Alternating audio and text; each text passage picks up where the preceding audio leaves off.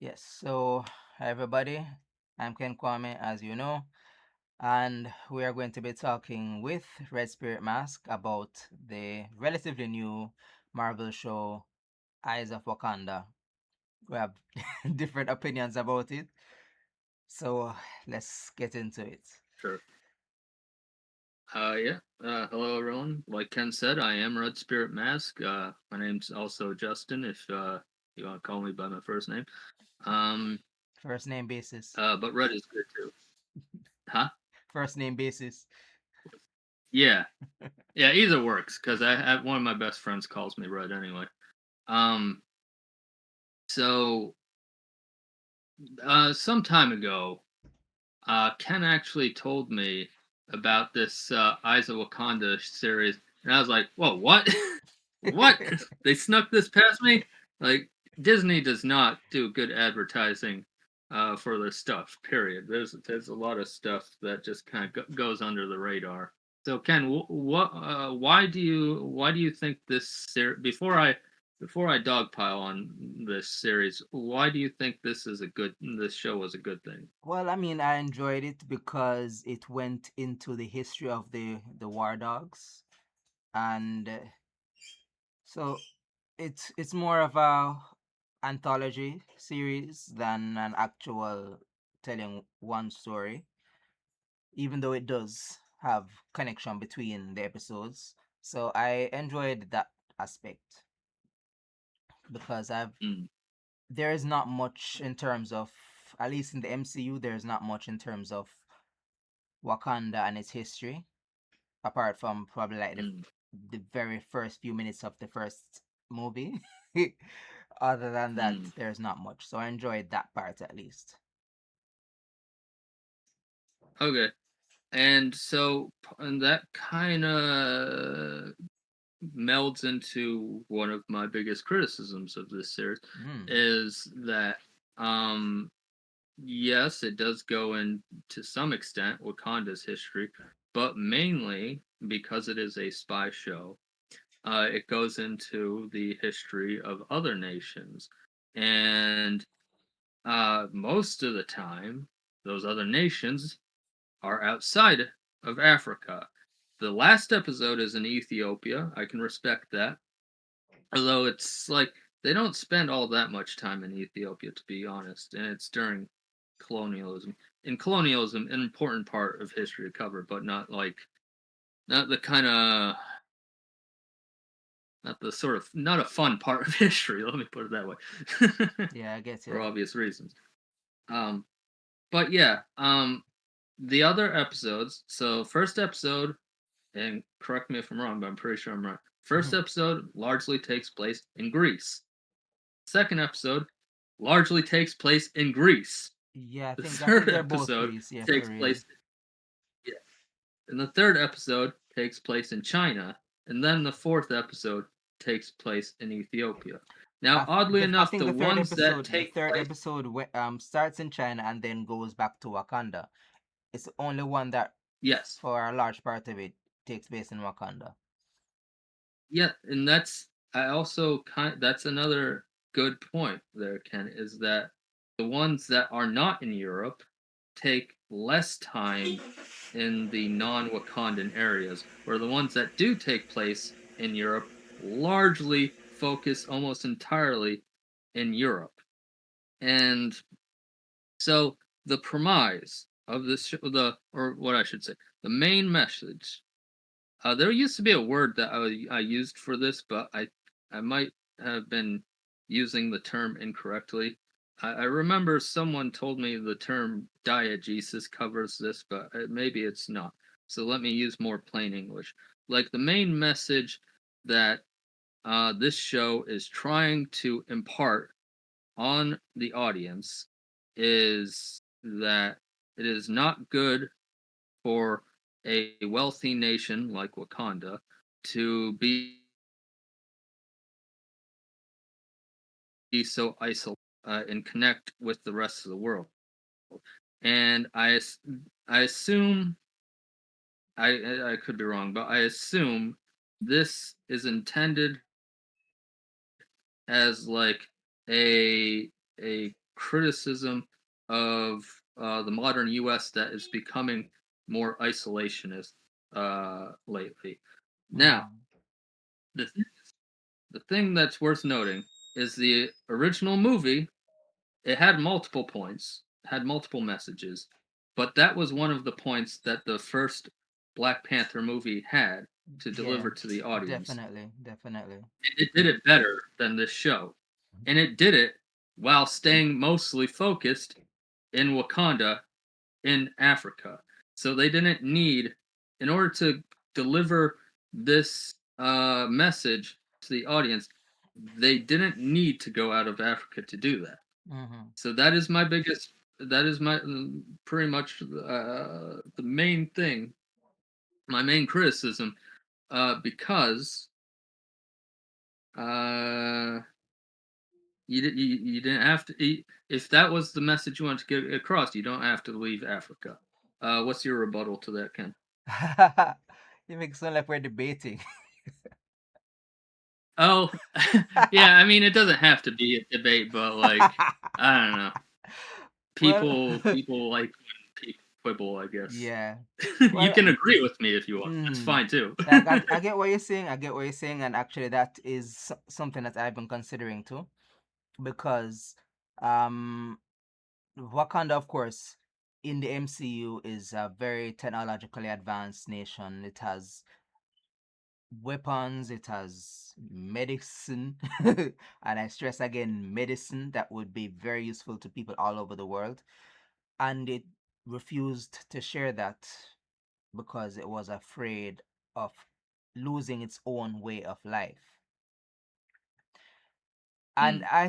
think that's an interesting choice to make because it it while it is selfish, it is also not the same thing as what other nations actually do, real world nations actually do, in that even while they're very nationalistic and isolationist in one sense, they often feel like they have a right to go into other parts of the world and wreak havoc.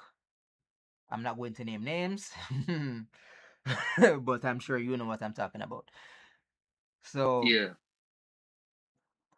it's a very interesting point because the Black Panther as a franchise, even though it's set in Africa, I don't think it is right to call it an African story. I don't think it's right to call it an African message because it came from America, came from Americans. Everything was basically designed by Americans, and even goes back to um what Eric Killmonger said once within the first film. He said that all African people in the African diaspora are our people, which is in itself a colonial idea because people in Africa didn't see each other as black people until they were all labeled black people, one people by colonizers, you know? So it is putting a colonizer idea into the whole idea, into their identity, you know? So that's something that you can say that is probably not the best. I don't know. I wouldn't really. I'd have to think more and know more about the history to really evaluate that. But yeah, I do get Well, what you're saying, and I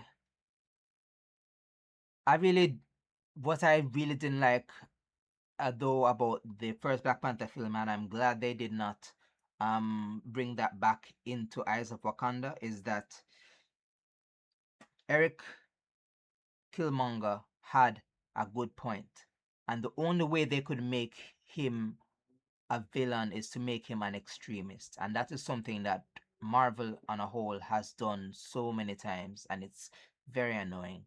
The Flag Smashers, um, and Oh, and what's his name? The second Black Panther movie. What's his name again? Namor. He is an extremist too. Yeah, Namor.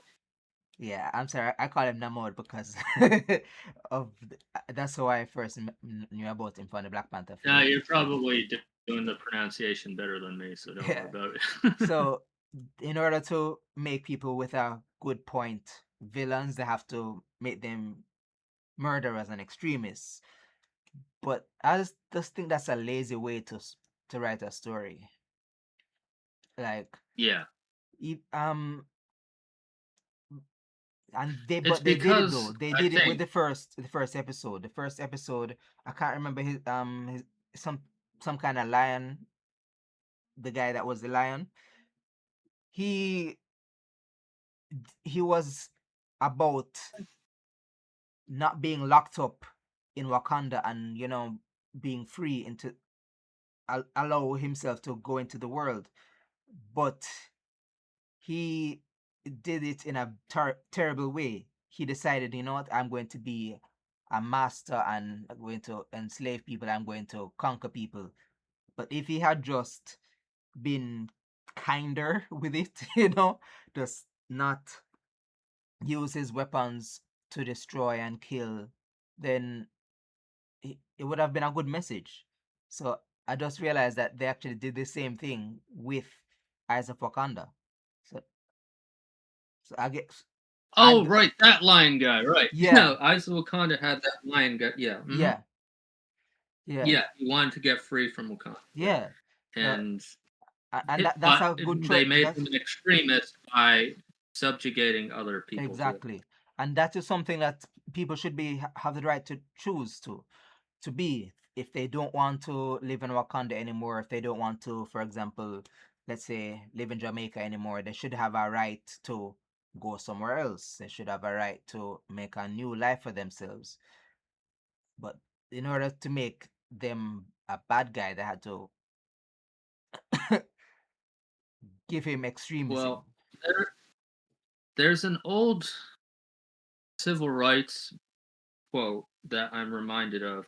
Forgive me for not remembering who said it, but it was something like, and I'm gonna butcher this quote, but it's something like, uh, "The revolution won't come from the tools of the master." Mm, And in this case, the tools of the master is Disney. Disney is, uh, even though it pretends to be progressive, or it's not. It's never been, and it probably. I don't think it can even be progressive, even if it wanted to be, yeah, I agree. because it's at the top.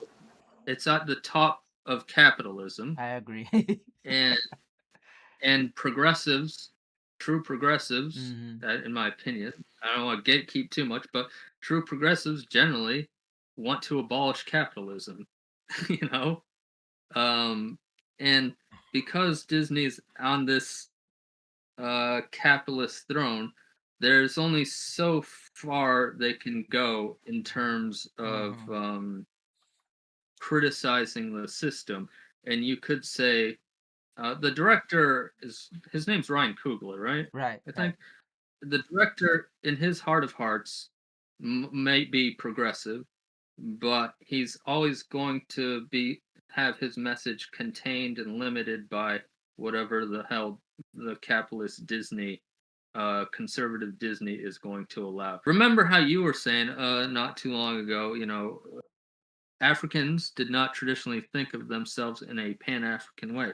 So you could do the exact same narrative of Eyes of Wakanda, but just have them just only spying on other African countries because Mm, Wakanda would have not been Pan African either at this point, you know? exactly. I do And get what that you're would have saying. allowed us. Yeah, I do get what you're saying because there is not enough African representation in the media. There is just not. So so Yeah, basically your perspective is that it's a missed opportunity. That's what you're saying. yes, you've read my mind. That was Mhm. one of the main. That was also one of the main things that that's been nagging away at me during this is that uh, if in a hypothetical other dimension, we lived in a world where African media was saturated and had just as much representation as Europe Mm-hmm. and Japan and all that. I should say Europe and Asia. It's not like Japan is its own fucking continent. Um, anyway, but imagine if we lived in that world, Eyes of Wakanda doing this sort of globe-trotting thing would have been perfectly fine, and I Yeah, wouldn't even have blinked an yeah. eye about it. But because the world we live in has so little representation of Africa, Mm-hmm. it feels like a very large missed opportunity to explore Africa even further. This I even actually had this same kind of issue to a lesser extent with the sequel movie of Black Panther, which I Mm-hmm. never actually did a YouTube video about the sequel, just because. I mean, I liked the second Black Panther movie, but not as much as the first. Yeah. And I feel like most people share that opinion anyway. Um, Now, I love Mexican culture. I love, or Central American culture, I should say. I love cultures all around the world. But there was this big focus on Namor and his Central American culture in Black Panther 2. And yes, Central American cultures could stand to have more representation in media as well, Yeah. but they definitely have more than Africa, a lot more. I Yeah. mean, just look at the last big million seller Zelda game. A lot of the architecture in there is inspired by that Mayan Aztec Breath of the Wild. cultural sphere. Yeah, and it's in Breath of the Wild as well. They expand upon it in Okay. Tears of the Kingdom. And they first show the Zonai. If you Zelda fans out there, the Zonai, you know, I think a lot of you got and those really deep Zelda fans will probably already know this. But yeah, the Zonai architecture has an influence from Mesoamerica. Uh, Not to say there's never any African influence in Zelda. There, if Mm-hmm. you've watched, if I have some diehard fans here, you will know that I've pointed out a few very small African inspirations in Zelda. You blink and you miss it, Mm-hmm. but it's there sometimes. Um, and of course, Zelda in general, largely the whole series is largely European focused Mm-hmm. because that's how most of the fantasy genre rolls. The second episode was Hmm. eh, it was interesting to me, and the one reason that I particularly like that one is that it it showcases something that a lot of people who are fans of Greek mythology, and there are so many fans of Greek mythology, do not know that there are African characters in Greek mythology. Like the story of, was it uh Achilles? Well, they did the story of Troy Yeah, this in yeah, the in yeah. Wakanda. So the Trojan character of the Trojan horse. Memnon, a lot of people don't know that he's supposed to be an African character, and there is Andromeda. So I liked that they focused on an African character and decided to give him a sort of Wakanda basis. But then at the same time, it's also kind of erasing um the whole idea of who Memnon was at the same time too. Because what if they had given him an actual, you know, expanded his story to the point that he really was Ethiopian as the story says. So, but instead he was a spy from Wakanda, which is cool. It is cool to me, but it still feels like it's erasing that. But so to kind of summarize what I was saying, I think it's a good thing that they showcased an aspect of Greek mythology that people don't realize, that there are at least a couple characters who are Yeah, designed to be African, but then at the same time, there is. it's like erasing that history a little bit and making it tied to Wakanda instead of something real, you know? Okay, so one of the things that you kind of clued into earlier that I was like, oh, Justin, make a mental note of this because what Ken is saying is unlocking something here. Um, you were talking about how Wakanda, uh, like certain other countries, have medicine, advanced medicine that they could be sharing with the Mm-hmm. world.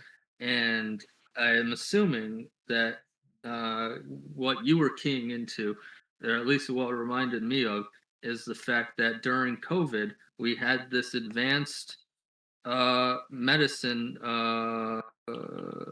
the two different vaccines that could have been freely and easily shared around the world, but because we live in an oligarchy of where corporations lord over our government, Mm-hmm.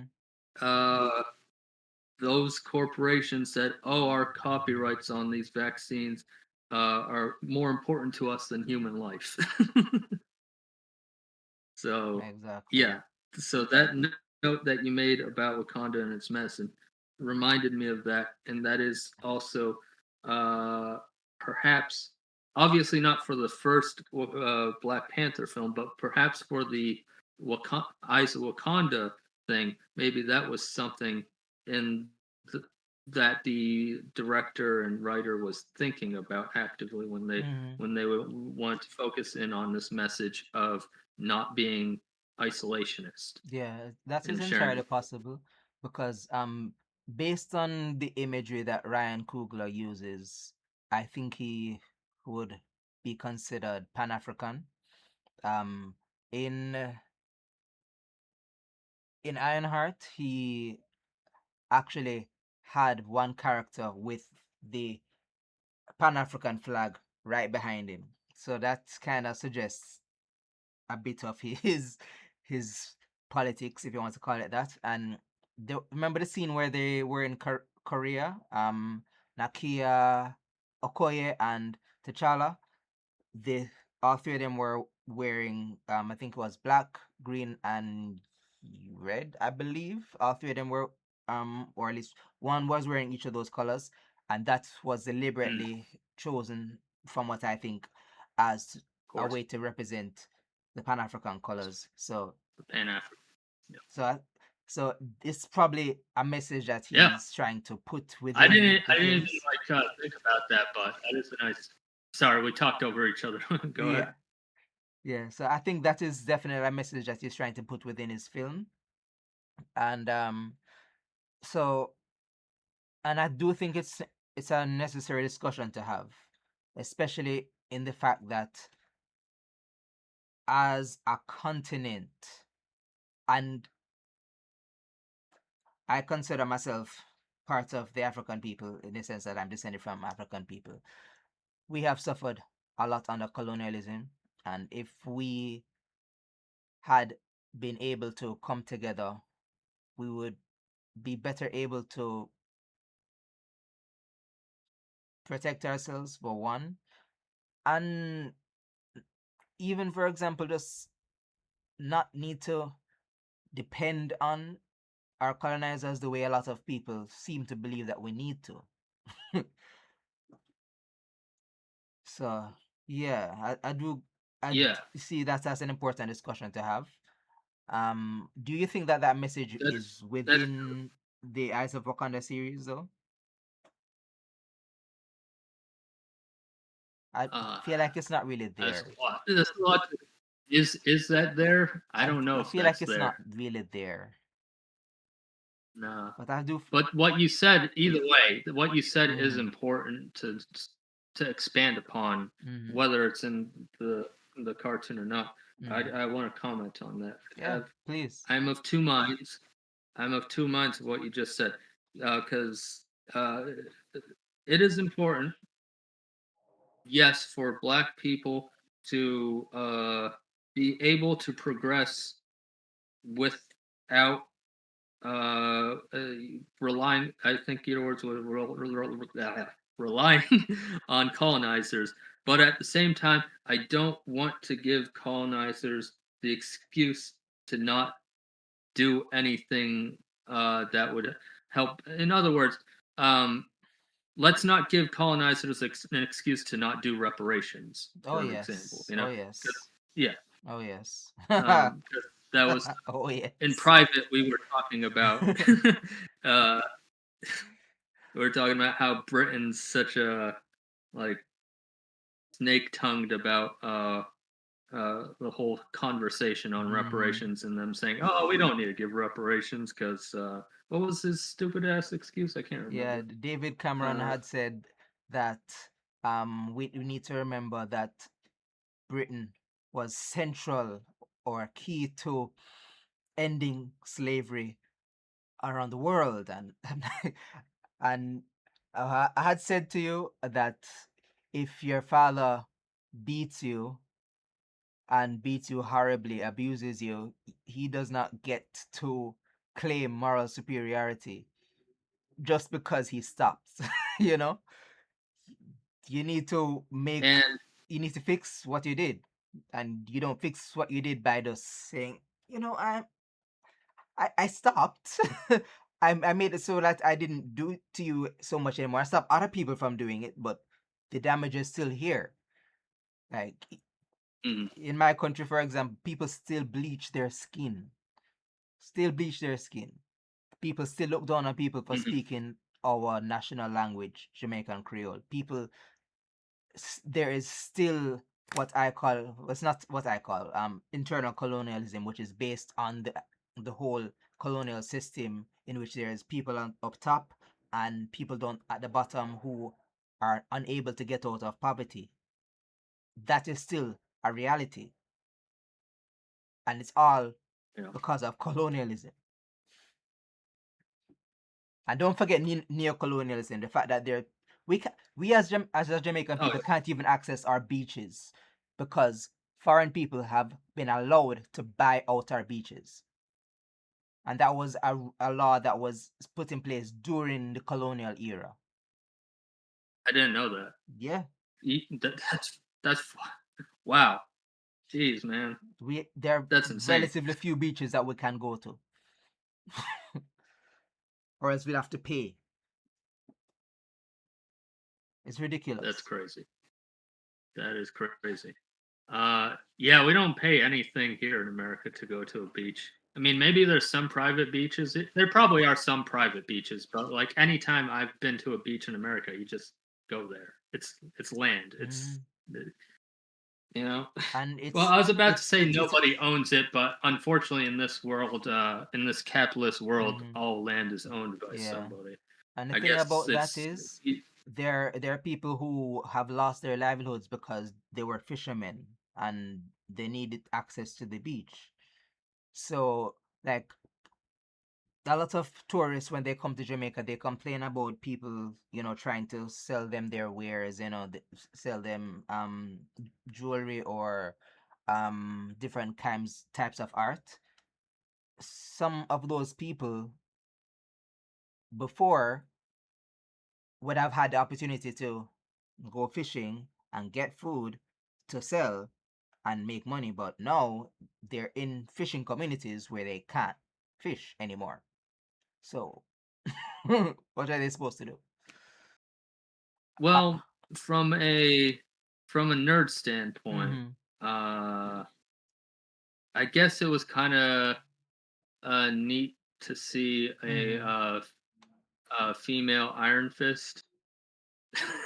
I I I know that seems like so disjointed from everything, but I didn't know about I was Iron like, oh, Fist because I'm not much of a comic reader, so that was interesting. When I was talking to my friend who is a comic reader, she told me about Iron Fist. I was like, really? And I went and looked it up because I had no idea. So that was actually interesting, and it kind of brought up some concepts of the history of the MCU because to me it made me wonder, okay, does that mean that the Iron Fist is a mantle, just like the Black Panther is a mantle, does it mean that within the community of Iron Fists that they now have a knowledge of Wakanda and that is passed down, or is it, you know, It did she seemed not like they tell? were suggesting. It Mm, seemed like they were suggesting that it was new, at least at that time in history, Wakanda was unknown to them. mm-hmm. Uh, well, Yeah, if you're wondering but I though, was saying that if since she finds out about Wakanda, actually walking around oh, Wakanda, running around, does that mean that she shares that information with the yeah, next Iron Fist, okay, yeah, yeah, or will she keep it a secret? That's another yeah. I get you. potential issue for Wakanda's privacy Um, going forward. that's a good point. That is a good point. Uh, yeah. The thing is, so I know about so many years ago, I vaguely knew about Iron Fist, but then Mm-hmm. I got to know the character better when they did a Netflix series about Mm. Iron Fist as well. Um, of course, that Iron Fist is a white guy. I'm right about that, right? I I'm have not no like my idea. brain's not skipping a I beat. have I'm no pretty sure it idea. was a white guy. So, Let's Google that. but yeah, Let's Google that because I thought I just assumed that Iron Fist was a Chinese character. I mean, it should. Logically, it should always be a Chinese character, but I'm pretty sure it's a white guy most of the time. Yeah, I see the series is a very white guy. Oh my god. Anyway, Well, um, okay, so Lin, I don't know how to pronounce that. Lin yeah, Liet or I Lin was Liet I is, remembered correctly. It is a white guy. I just checked it, yeah. and of course So you checked it too. there is one. So I'm seeing two Iron Fists. The current Iron Fist looks like he's Chinese. Lin Liet, I don't know how to pronounce that. That looks like a Chinese name. Mm. And there was a previous one, apparently Daniel Rand. So I'm going to have to look up this and see if Iron Fist is a Chinese it's supposed to be a Chinese mantle or something. I don't know. I'm kind of curious about that. Huh. The other thing was okay. So with this Eyes of Wakanda, um, I felt uh, unlike the original film. The Mm-hmm. original film had a pretty decent amount of like literal African art objects and cultural references to the Mm-hmm. point where some of my older videos were literally me pointing out all the African stuff in that Black Panther film. Yeah. This film, not film, this show, this Eyes of Wakanda show, I can't even do that. There was literally nothing. There's literally not a single specific African reference Mm. that I recall seeing. What The about the whole damn thing. ads? The ads. ADZE. Oh, except the ads. Yeah. Well, that's such a generic one though. That's such Mm. a like that. There wasn't a specific African culture for that. That's you could just find that in almost any part of Africa. You know. Yeah. I do get what you're Um, saying. That's like actually something that I find frustrating about the second film, that I could not identify much. It didn't feel as African. For the first film, looks like they tried to just smush all the African into that one film, and then they just gave up by the second film. And it looks like they have still given up. yeah. So yeah, I Okay. agree with your What I was gonna criticism say is there. I agree with your criticism there that they could have done more. Um, Sorry to cut you. They could have used the some African symbolism within the technology that the war dogs used, even though yes, they were supposed to be incognito, but then at the same time, it's kind of hard to hide the fact that you're a dark skinned person. So, but then there is something that I want point.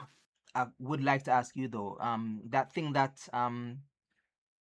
the Memnon character uses to communicate with Wakanda back home. Do you remember what that? Do you remember that? That device is is that African at all? Yeah, he had some kind of it was some kind of it was like a was it like a beeper or something? Looks like a beeper, but that was weird. But like, Do you know what it was it African what inspired? okay, it's there's an old-timey device that Mm-hmm. I think it replicate where it's like you tap to communicate. It came before the phone. Mm. Uh, they used it Morse code? during No, like not Lincoln Morse time. code. Yeah, like Morse code. Uh-huh. Morse code is the language of that device. I don't remember the name of the actual device though Telegram. at the moment. Maybe that's the name of it. Mm. But yeah, but yes, the point is, I do remember that device. What was it specifically you want to Yeah, mention my about question that is device? it African inspired in its design, or did you see anything? Not that I recall. Mm. Not that I recall. Um, Well, hopefully we'll find every something.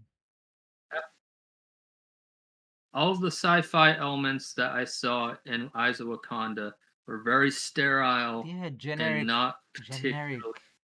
And I didn't. Yeah, that's Yeah, one thing I didn't like. very generic. It was like a little bit here and there that's like, oh, this is generically African. Like Mm-hmm. there's a tessellated pattern, or which just means a triangle pattern. Like that's yeah, that's kind of African-ish, Mm. but that's not specific. You know? Mm-hmm. Um, yeah, they really could have gone in more depth with using actual Africa and culture and not just winging it. Yeah. Um, and yeah, it's odd. Like so, most of the time they show Wakanda, it's a very sterile, generic, sci-fi looking thing. Mm-hmm. Uh, there's at least one part I think in one of the earlier episodes where it's still generic, but they show a more traditional looking uh, house. But again, generic because they didn't bother taking the time to look at some of the more historical African architecture. And also, one thing I want to say to anyone, if there's anyone out there watching that somehow gets a job in making these African sci-fi things or any kind of African fantasy in general. You don't have to you don't have to necessarily look at architecture for inspiration for architecture because like Mm. there's well here's the thing and I should probably expand on this in a completely separate video but there's so much of what makes Africa beautiful, at least to me, is not in the grand um, architecture, but like the smaller scale sculptures and Mm-hmm. other arts. And I think you could say that for most cultures of the world in general. Yeah. Too many of us in this world uh, get stuck in this trap of, oh, it's only important if it's some big freaking over the top thing. But like a lot of times, the smaller scale stuff is way more interesting looking. So, so in other words, if you want to hack a person's brain, uh, so to speak, artistically, Mm-hmm. take an African art object and just make that huge, make that the architecture. Because that's something I literally do in my own video game. Is like Mm. a good portion of the architecture in my game is I take a mask or a sculpture and just make it skyscraper size. Mm. Yeah. Well, since you mentioned your video game, why don't you plug it? Oh, well, I'm still working on an update to that, but it is technically available already. I would like people wait for it to be for the update to be done.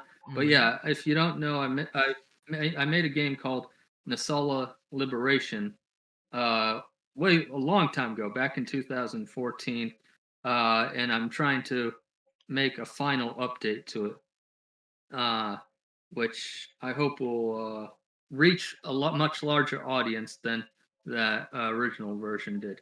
Because I'm gonna probably be plugging it a lot once the update's done. Mm. Um, But what it's about though is what genre is it? Obviously, it has African oh yeah, sure. inspiration, but what is it? It's so my game. It's most akin and most inspired by a top-down 2D Zelda game, like the Mm. Legend of Zelda: Link to the Past. So if you like Zelda game, you'll probably like my game. Though the big difference gameplay-wise is that it's more puzzle focused, and Mm. there's almost no combat, or at least not combat in the traditional sense, because there is boss encounters, but you're not going around swinging a sword, Mhm. but you have magic spells that you can Mm. use to solve various puzzles and get out of tight situations. And the way that I justify this sort of gameplay in the game's story is that you are a character who uh, is facing off against spirits, and these spirits cannot be harmed through mortal means anyway. So Mm. there's no point in fighting. You have to either dodge them or solve some kind of puzzle around that. And kind of the inspiration uh, for this type of gameplay mindset was old game called Metal Gear Solid 3 had an option of that probably not a lot of people did, but it had an option to play through without killing anyone. And so well, that'd be an interesting to just make a game where you don't go and kill people. You It's know, a cool idea. uh, yeah. Okay. Okay. Um, and yeah, it's a grand adventure game, just Mm. like other adventure games, but you don't kill people. Mm.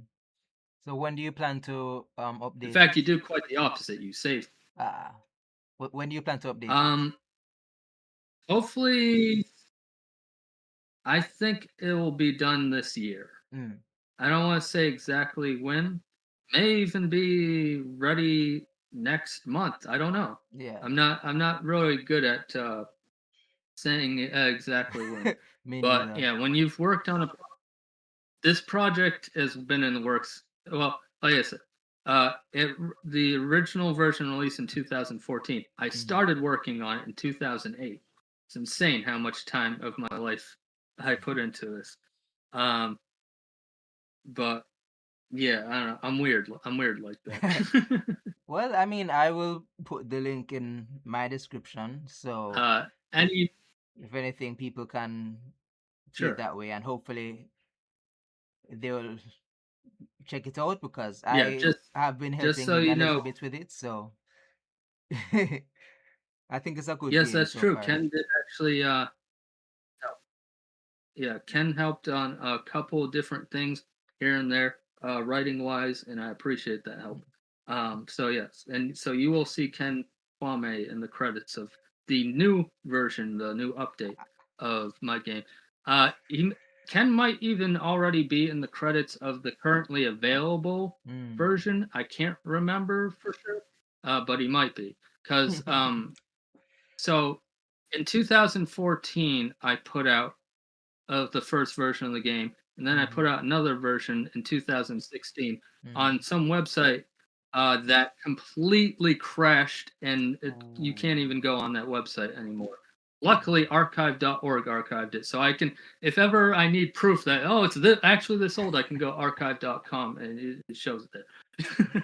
But so I think 2024, and I Mm. believe Ken was already helping me at that time.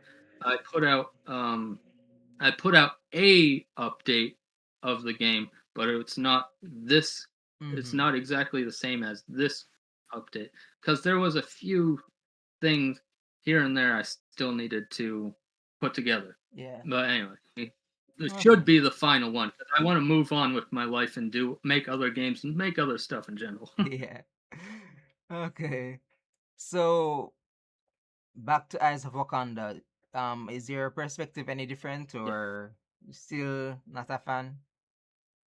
Uh, I mean, through our conversation just now, I think it helped me gain a bit more of an appreciation for it, but I am still mostly of the mind that Eyes of Wakanda is largely a missed opportunity. Mm, It can be a fun show to watch, yeah, sure.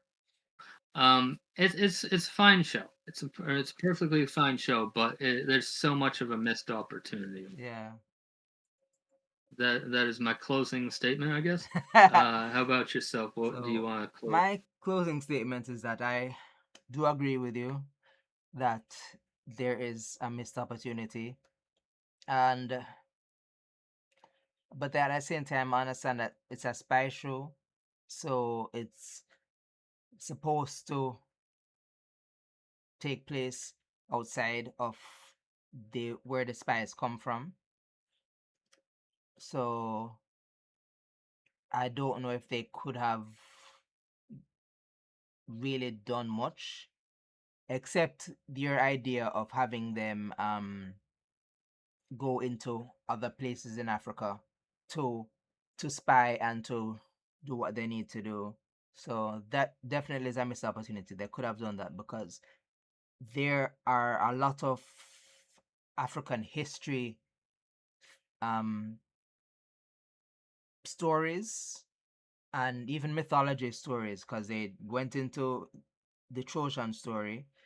They could have done that with an African story and they could have showcased that. But then at the same time, maybe if they did Yeah, that, maybe if they did that, there would have been the idea that the danger comes from Africa because spoilers in case anybody actually listened this far and still hasn't watched it. The idea is that they lost a lot of their technology.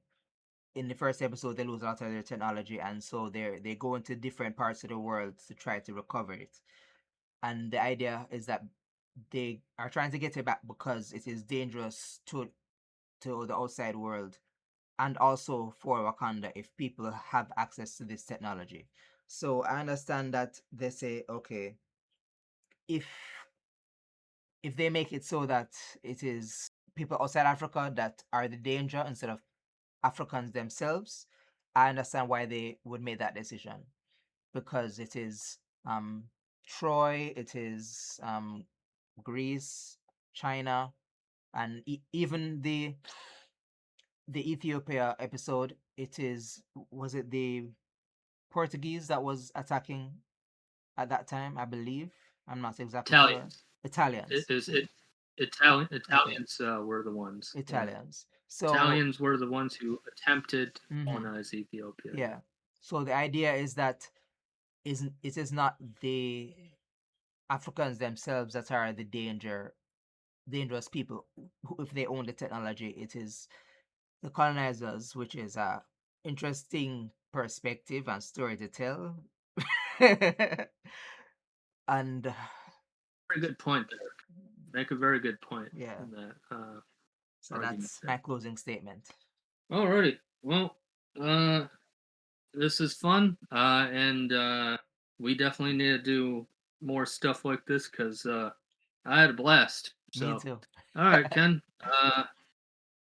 Signing off. I've been All Red right. Spirit Mask, and And I've been Ken Kwame, and I'll see you next time.